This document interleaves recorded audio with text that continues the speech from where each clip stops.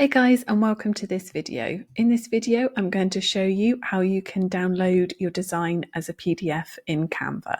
So we're on the Canva homepage on our desktop, and what we're going to do is we're going to come over to the left-hand side and we're just going to click on templates.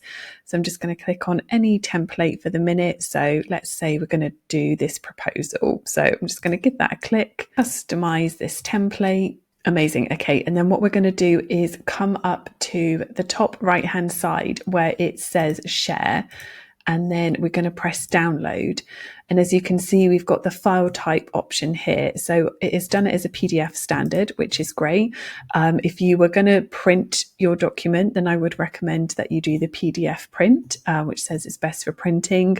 And then you've obviously got JPEG, PNG, other options if it was just for an image. But as we're wanting to do a PDF, we're going to click the PDF standard, make sure all pages are selected. If there were any pages you didn't want, you can untick them there, and then you're just going to press the download button, and then that is going to download as a PDF for you as well.